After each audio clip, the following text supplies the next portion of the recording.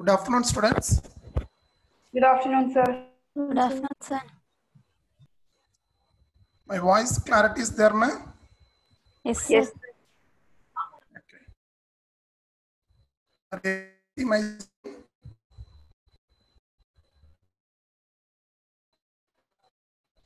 students? Sir. Are you able to see my screen, ma? Yes, sir. Yes. Okay, ma. And tomorrow you are going to have exam, no? So portion I already told. And one time you can revise the complete chapter of sexual reproduction in molecular biology. Sorry, sexual reproduction in flowering plant. And also you can revise one time molecular basis also. From these two chapters, you can expect more questions, right? And in today's class, we are going to revise the secondary structure of DNA molecule, right? Almost in 2 times we studied about the secondary structure of DNA. In first year syllabus, under the biomolecule chapter also, we are studying about structure of DNA. And under in molecular basis of inheritance also, we are studying about the structure of DNA molecule. The secondary structure of DNA is a very important one, right? Secondary structure of DNA. Because if you are thorough in these secondary structure only, you can able to understand the upcoming topics and all, the replication, transcription, and translation, and biotechnology principles and all. And these part is, you can expect a direct question also from secondary structure of DNA. Sometimes you can expect indirect question also, the problem based question, or you can say it analytical based question also they will ask. And almost we discussed many exercises related with this topic. Moreover, it's not enough. So we can see, we can revise the secondary structure of DNA one more time. And then we are going to have some exercise also related with this structure, right? Let's start our revision.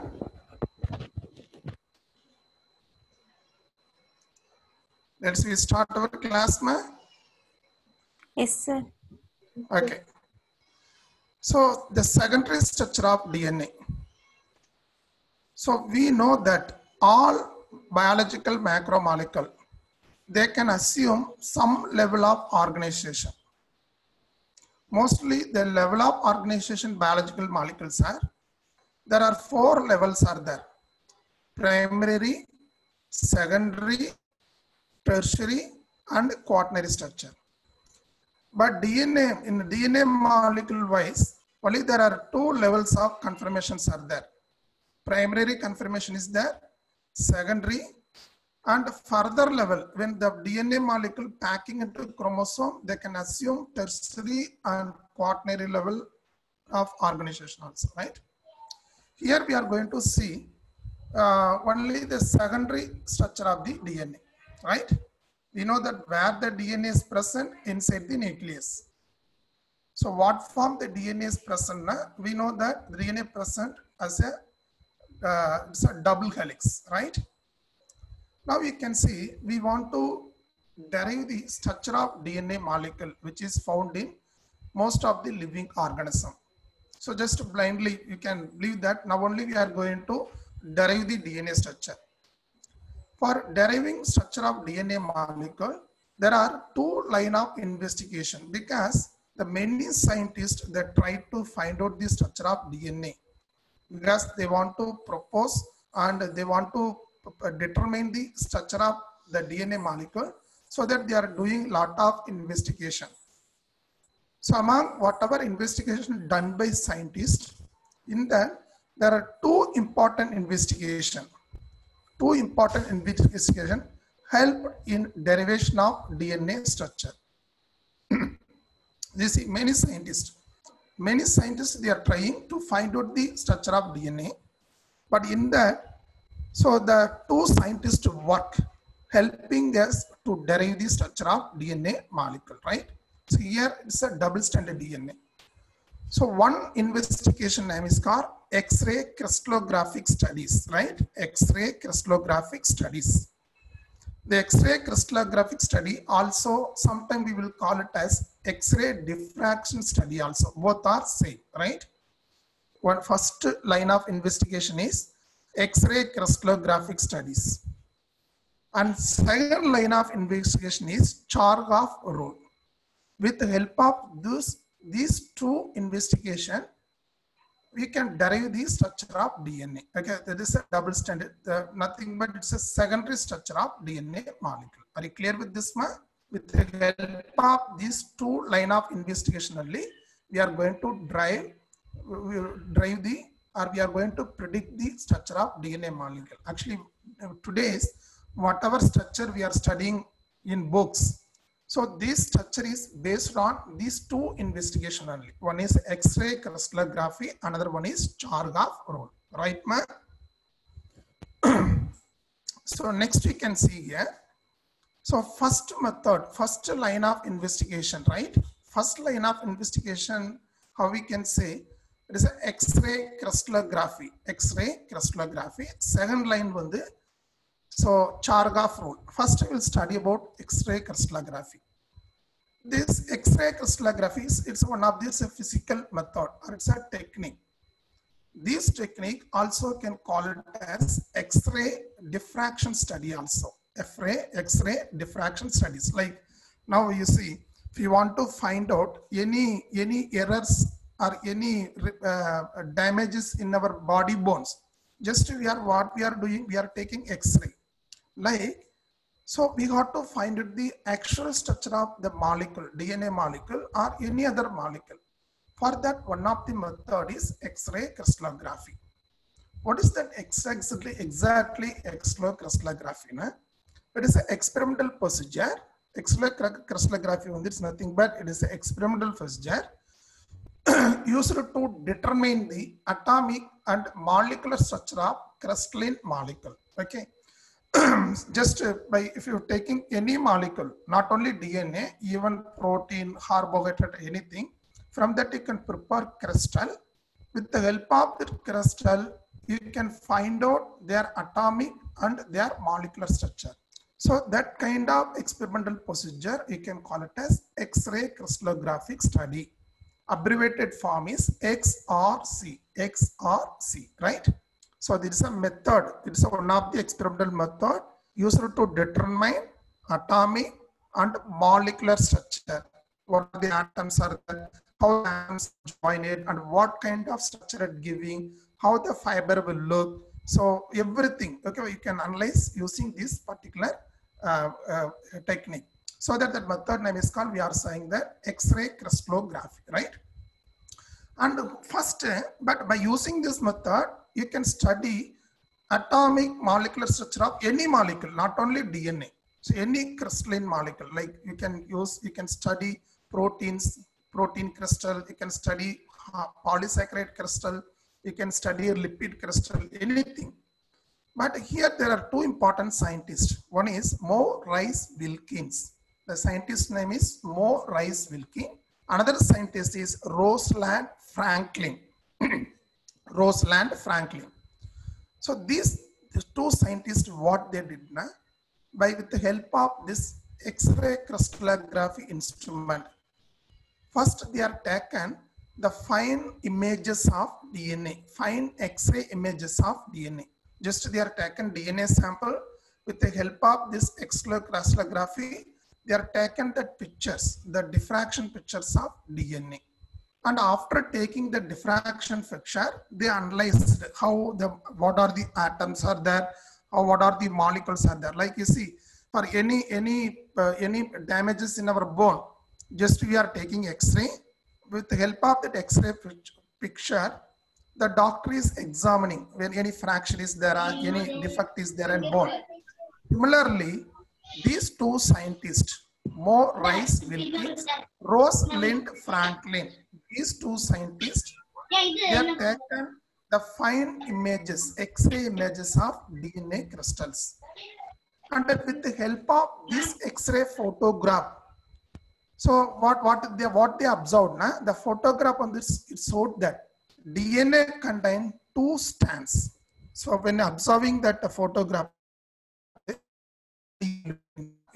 is two strands wrap around each other, because one strand on the wrapping around the other strand, like that's the both strands on the wrap around the each other, and they're forming double helix. And in a double helix, like if you take ladder is there, like just you can twist that ladder, how it will look, the twisted ladder, like that the DNA also looking here. It's that structure of DNA, the double helix DNA is looking like twisted ladder, like it consists of two strands.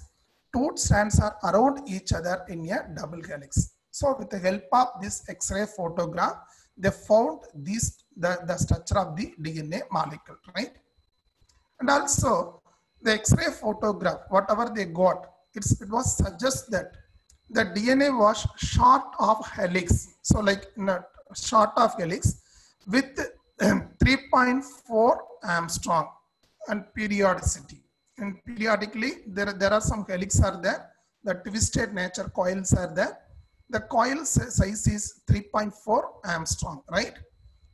And with the help of this same study, they found that the diameter of DNA double helix is 2 nanometer.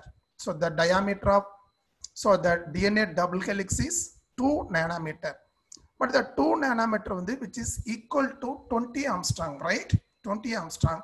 But they found that if lengthy DNA is there, but the diameter of DNA, it is uniform throughout its length, from starting from first point to until the end point. So it has uniform diameter. The diameter is 2 nanometer. The throughout the length of the DNA molecule, the diameter is only 2 nanometer. And a very important point is the diameter of DNA is a uniform and the same for all organisms and all species. Like if you take the DNA from bacteria, so bacteria is a simple organism. It's a prokaryote, right? But that DNA size also only 2 nanometer only. The diameter of that bacterial DNA also 2 nanometer. You take the DNA from any plants, either angiosperm or gymnosperm, you can find out the diameter of that DNA. There in plant species also, the diameter of the DNA is only 2 nanometer, right? So how we can say, what is the 2 nanometer is equal to how many Armstrong? 2 nanometer is equal to how many Armstrong per? 20. 2 nanometer is equal to 20 Armstrong, right?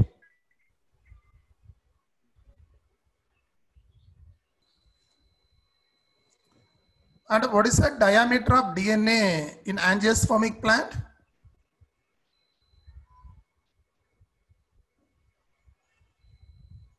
You take any angiospermic plant. What is the diameter of the DNA double helix?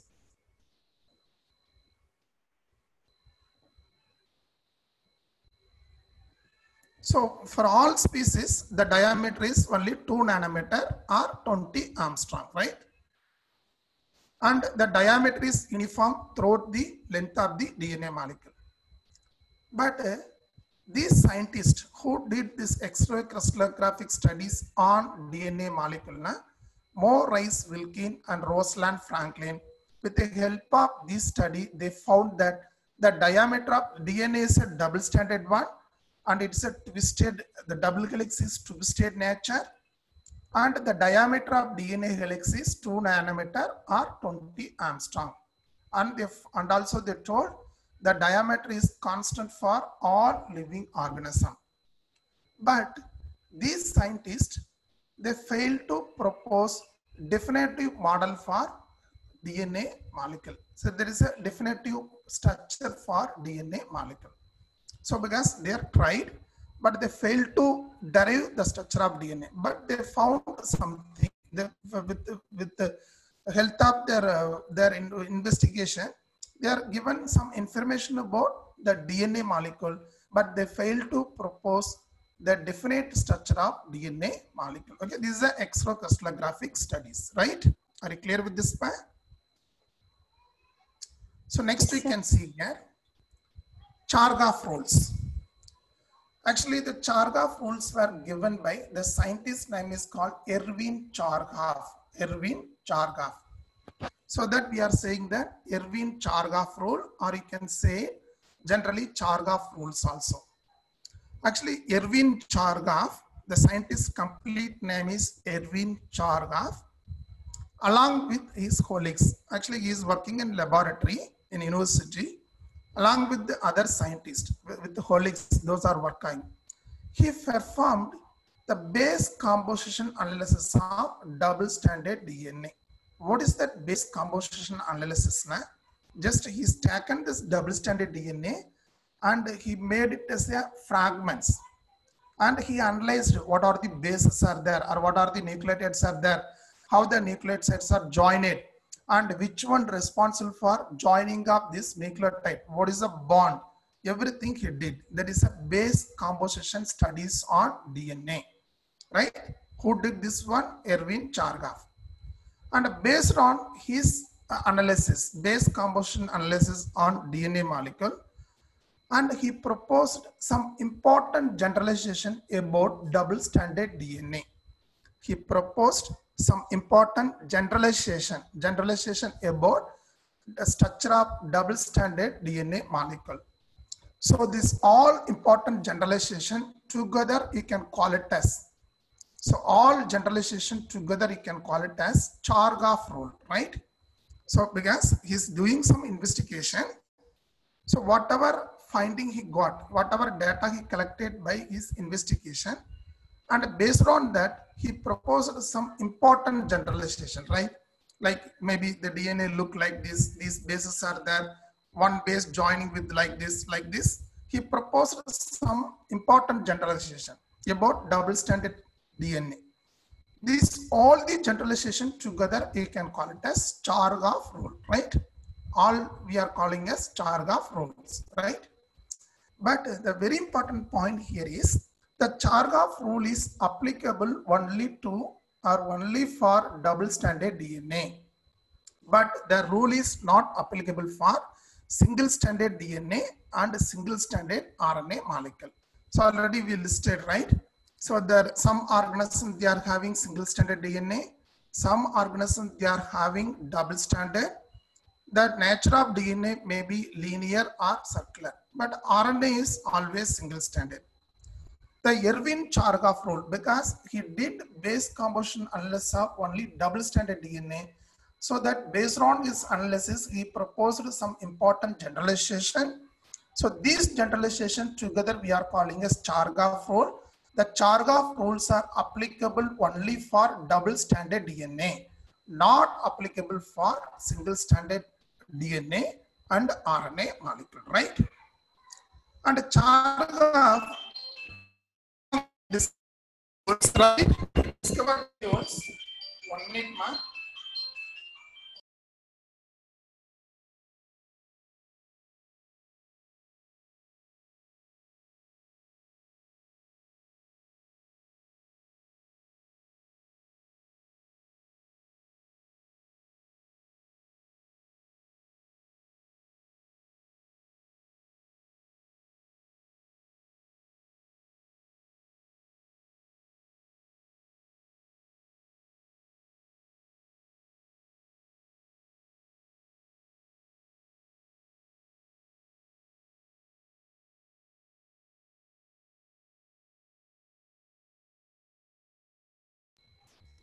Hello students, sorry for disturbance. Actually, Chargaff he has given many rules, but in that the two rules are very important rules, right? With the help of, he proposed many rules, but with the help of two important Chargaff rules, we can easily discover the or derive the structure of double helix DNA, right? But in that two rules that helped lead to discovery of double helix structure of the DNA molecule, right? So these rules together we are calling as Erwin-Chargaff rules, right, ma? Okay. We will see what are the important rules given by Erwin-Chargaff, right?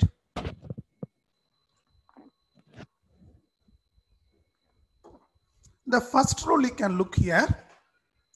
Purine and pyrimidines occur in equal amount. So we know that there are two types of nitrogen bases are there, purine and pyrimidines, right? In a double stranded DNA, purine and pyrimidines always occur in equal amount. For example, if you are taking one DNA from any organism, the DNA contains 100 purines. And how many pyrimidines are found in the DNA? Pyrimidines also 100, right? So purine and number of pyrimidines occur in equal amount in all DNA, right? So in DNA, how many purines are there? There are two types of purines are found in DNA. One is adenine, second one is guanine, right? So purine bases. And pyrimidines, pyrimidines, three types are there. What are the pyrimidines are found in DNA molecules? Now only two. That are, one is a thymine and the next one is a cytosine, right? So the purine found in DNA are adenine and guanine. Pyrimidines of DNA are thymine and cytosine. So in first rule, what he told, purine and pyrimidines occur in equal amount. So that as per that statement, you see the purine, adenine, guanine is there, and pyrimidine, the thymine and cytosines are there. So that A plus G is equal to, plus adenine and guanine are purine is equal to thymine plus cytosine. A plus G is equal to T plus C, right? A plus G is equal to T plus C. Next, third important rule you can see here, the base ratio, very, very important one. The base ratio, because you can expect the problem-based question from this area.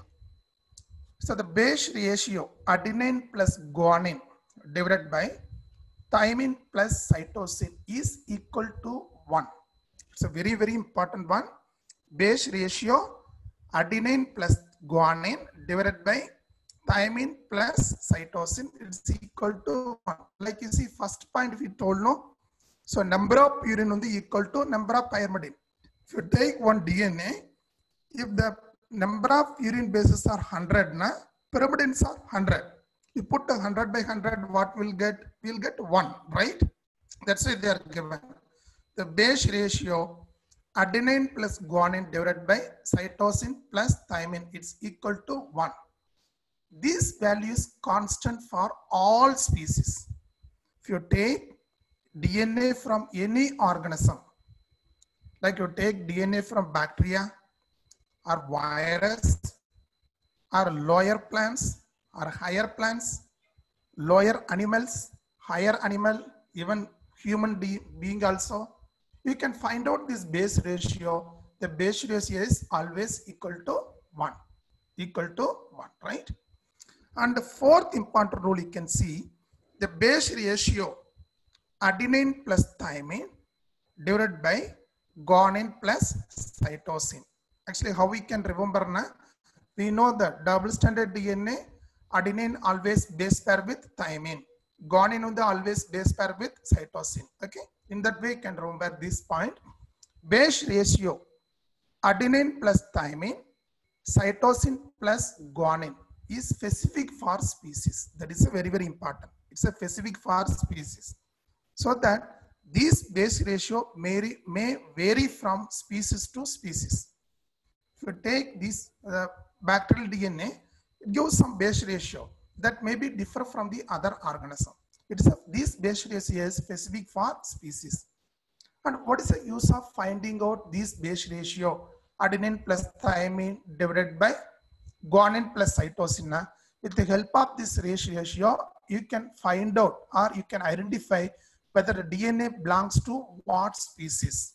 It easily can say the DNA belongs to what species. Okay, how we can say now? You see, this base ratio come if the value is less than 1, So like this ratio, we are saying that equal to 1 always. This ratio either may be greater than 1 or may be lesser than 1. A plus T divided by G plus C. If the value come less than 1, definitely the DNA belongs to prokaryote. The DNA belongs to prokaryote. If this base ratio is greater than 1 or more than 1, definitely the DNA is from eukaryote. All eukaryotic DNA, the base ratio of A plus T divided by G plus C is greater than 1, and of all prokaryotic, that value is less than 1. Okay, see, for example, for a prokaryote, here we are taken one example, E. coli, right? E. coli is a prokaryote. So the base ratio is 0.92, 0.92. And for human eukaryotic, we are taken, the base ratio is 1.52. But for both organisms, for E. coli human, A plus G, T plus C is always equal to 1. But A plus T divided by G plus C is, it's a vary from species to species and organism to organism. So for prokaryote, the value is lesser than 1. For eukaryote, the value is greater than 1, right? And in double stranded DNA, you see the number of deoxyribose and phosphate residue also occur in equal number. Suppose they are giving one question. So double stranded DNA they are given. In that DNA, there are 150 deoxyribose sugars are there. They are asking to how many phosphate residues are present in that particular sugar. How many present? Definitely deoxyribose 150 na, phosphate also 150. 150. So because both are present in same number alone. So deoxyribose it's equal to phosphate. And if they are given like this, if they are given number of nucleotide, they are asking to find out how many deoxyribose are there, how many phosphates are there. In coming slides, we are going to see that kind of exercise. So one nucleotide, each nucleotide contain one deoxyribose, one phosphate. If DNA has or it contain 100 nucleotide, and how many deoxyribose are there? 100. Phosphate also 100, right? And next rule you can see, purine adenine is equimolar with pyrimidine thymine. Because adenine always base pairing with thymine.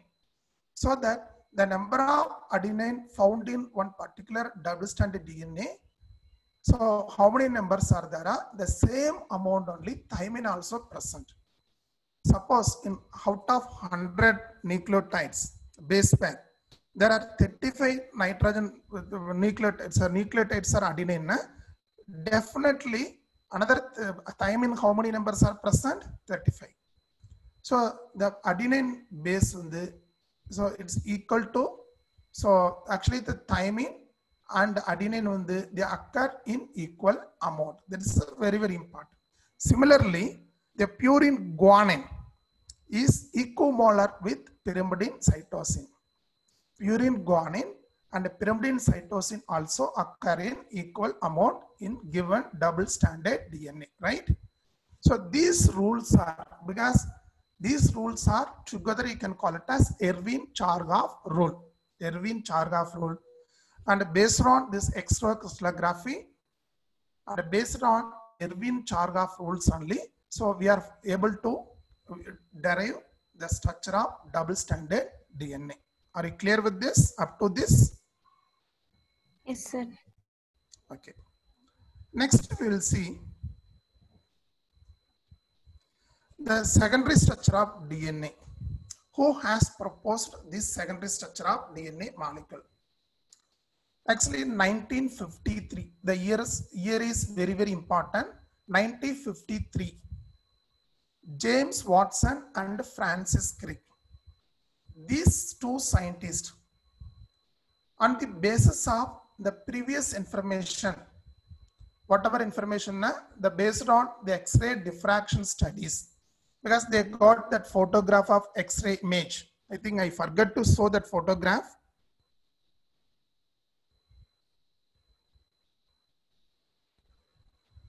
Actually, this is the X-ray photograph of DNA. Actually, this photograph name is called Photo 51.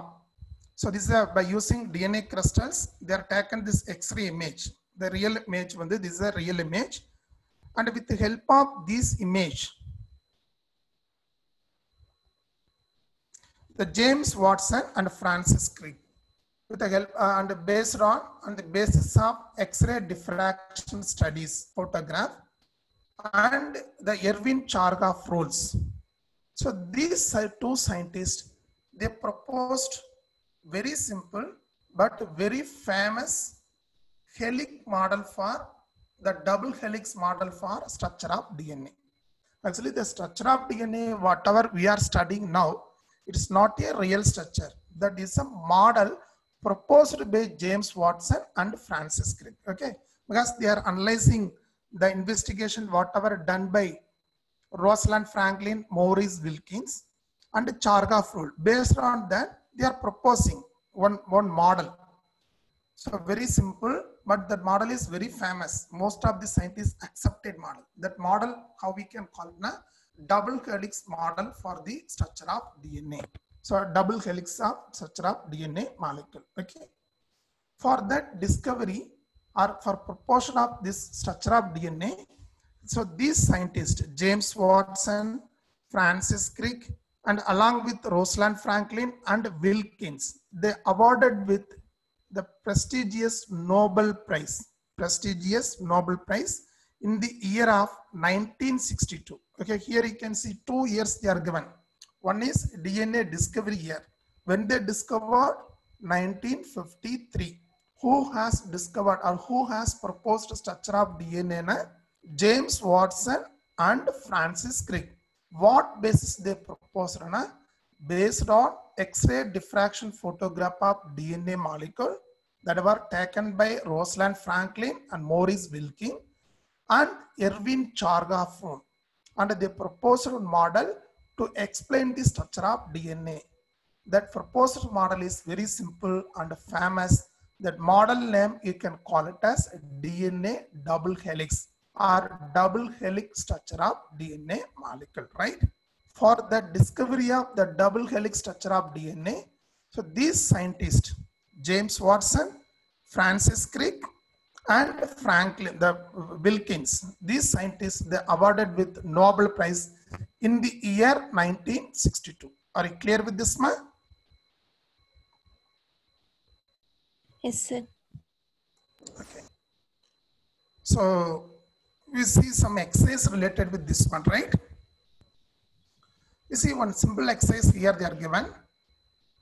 In your DNA molecule, or if your DNA molecule has 200 base pair, we have to look here. 200 base pair, then calculate the. Now I have some questions, just you can give answer. Whether here they are given, if DNA molecule has 200 base pair, then calculate the, they are given. Whether the DNA is double stranded or single stranded one. Double stranded. Question, what DNA they are given, whether they are given double stranded or single stranded.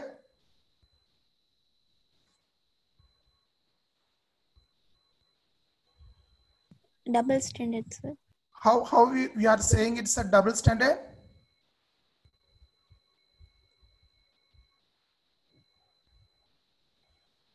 How we are saying the DNA, given DNA is a double stranded?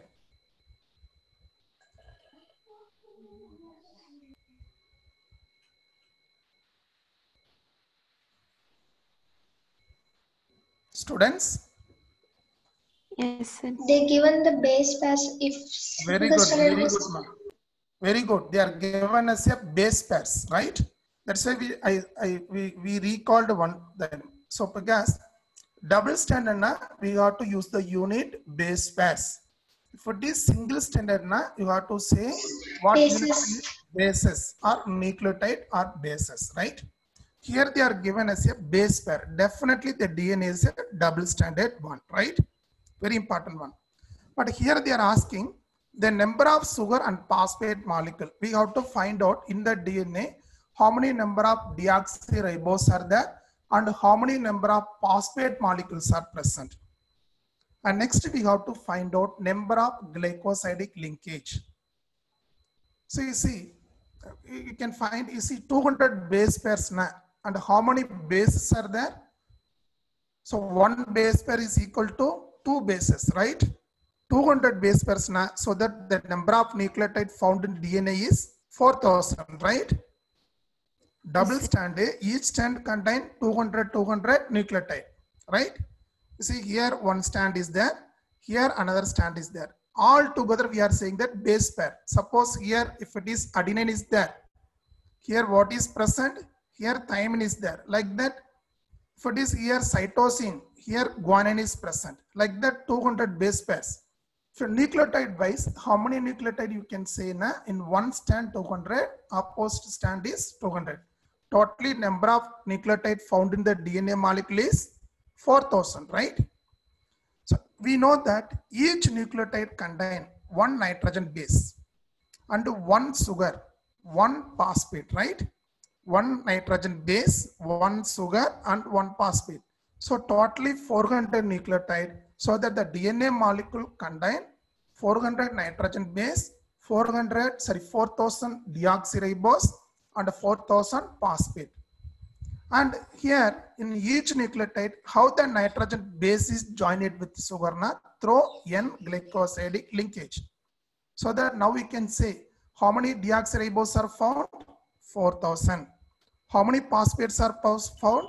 As per Chargaff, 4000 is there, sugar is there, definitely phosphate also. And in each sugar, how the nitrogen base is joined in a through nucleotide, so that the number of glycosidic bonds in between nitrogen base and deoxyribose also 4000, right? If they are given, so you can think in different way. If they are given here bases, not base pair, and then how many nucleotide here? 2000. How many sugars are found? 2000. How many phosphate? 2000. How many glycosidic linkage? 2000, right? By seeing that unit value, whether it base pair and bases, you can find out whether it is the double stranded or single stranded DNA, right? Like this simple question they will ask. It's a very easy question, easily can give answer for this particular question, right? And next we will see another one questions.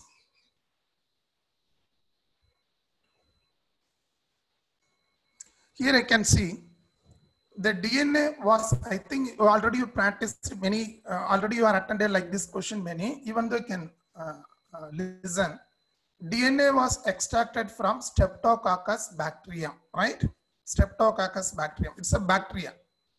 The proportion of adenine was found to be, adenine how many percentage is there? 28%. Then they are asking you have to calculate the amount of cytosine. But as per according to Chargaff rule, adenine is equal to thymine, guanine is equal to cytosine. So adenine 28%, na definitely thymine also 28. So totally 28, how much we are getting? 56. You know, out of 100, because here they are given percentage na we got to calculate for 100. 56, 100 minus 56, now how much will be there? 44. This 44 on the, so they are asking amount of cytosine. 44 on the both guanine and cytosine. So because guanine and cytosine on the both are present in equal amount. So that 22% is guanine and cytosine is 22%. So the answer is cytosine, how much percentage is found in that particular DNA? 22%, right? So up to this, we'll end up today's session, ma. And tomorrow onwards, further we'll discuss in next class. And it's a time for doubts. If you have any doubt, you can ask me now. If you have any doubts or any question, you can ask me now, ma.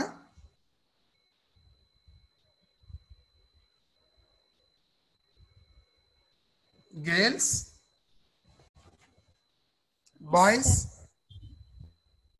that's a doubt on the kelengappa.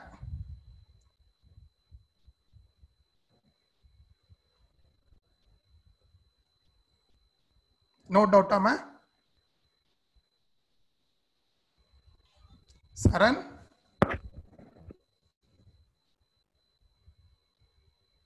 Saran is there. Aswin. இல்ல sir doubt எதுவும் இல்லை sir. சரி சரண். சரி நல்லா படிங்கப்பா. Yes, So sir. exams வந்து try பண்ணுங்க. Maximum questions வந்து you try to give answer, right? Yes, Now sir. we are having day by day the number of days are reducing, right? So கொரோனானால எப்ப school open ஆகும்னே தெரியல. The situation இருக்கும், right? Sir. Yes, sir. படிங்க. So if you have any doubt, you can message me. I will clarify the time, right? Yes, sir. Yes, sir.